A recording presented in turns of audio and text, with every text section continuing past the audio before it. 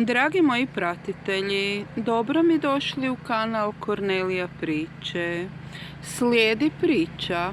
Pacijent kod doktora traži zvjezdice. Dobar dan, doktorice. Dobar dan.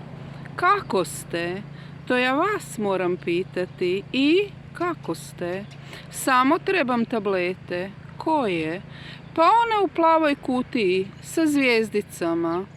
A koje su boje tablete? Pa bijele. Ja nemam vašu kutiju i ne vidim zvjezdice. Većina tableta su bijele boje. Pregledat ću vas, a kad dođete kući, pročitajte kako se zovu tablete i naručite ih na sekretaricu. Pacijent izlazi iz ordinacije i ja se sjetim pitati, a čemu služe tablete? Pa za spavanje. Uključi mi se crvena lampica. Dormirin, tablete za spavanje. I kažem pacijentu, to vam nisam ja napisala, već ste sami kupili tablete u apoteci. A zovu se Dormirin, tablete za spavanje.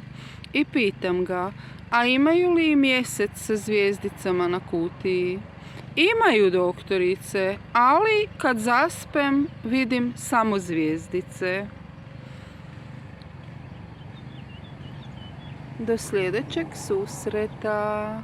Bog!